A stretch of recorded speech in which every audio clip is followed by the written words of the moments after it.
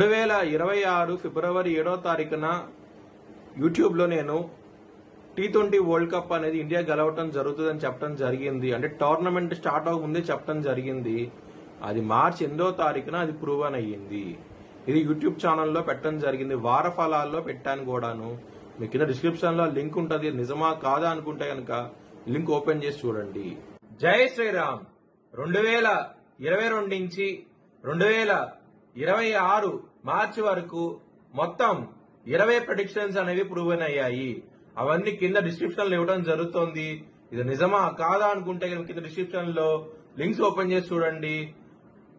నిజమైతేనే నా ఛానల్ ని సబ్స్క్రైబ్. మేషరాశికి అధిపతి కుజుడు. మేషరాశిలో భరణి 4 పాదాలు, అశ్విని 4 పాదాలు, కృత్తిక 1వ పాదం ఉంటది. ఈ నక్షత్రం వాళ్ళందరికీ నేను చెప్పే వార ఫలితాలు వర్తిస్తాయి. ఈ వారంలో మేషరాశి వారికి లాభస్థానంలో రాహు యోగిస్తున్నాడు, శుక్రుడు యోగిస్తున్నారు, బుధుడు యోగిస్తున్నారు, సూర్యుడు కుజుడు యోగిస్తున్నారు. మేషరాశి వారికి 12వ స్థానం నుంచి కుజుడు లగ్నంలోకి రాబోతున్నారు. 11వ తారీఖు నుంచి రవి 14వ తారీఖు నుంచి 2వ స్థానానికి వెళ్తున్నారు. శుక్రుడు మీకు 2వ స్థానం నుంచి తృతీయ స్థానానికి వెళ్తున్నారు 15 ఏప్రిల్ నుంచి. బుధుడు లగ్నం నుంచి మీకు 2వ స్థానానికి వెళ్తున్నారు మే 14వ తారీఖు నుంచి. ఇది గ్రహస్థితి అన్నమాట. మేషరాశి వారికి ఈ వారంలో చూస్తే కనుక ధన పరంగా, కుటుంబ పరంగా చాలా బాగుండబోతోంది. లవర్స్ కి కూడా చాలా చాలా అనుకూలంగా ఉంటది.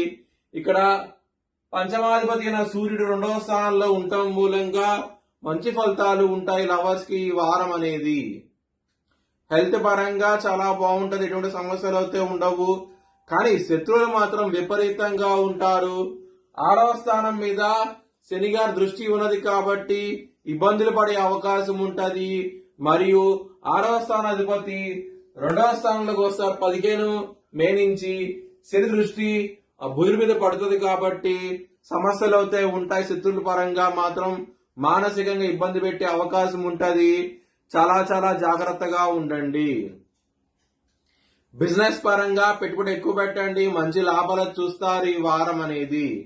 మ్యారేజ్ పరంగా చాలా బాగుండబోతోంది.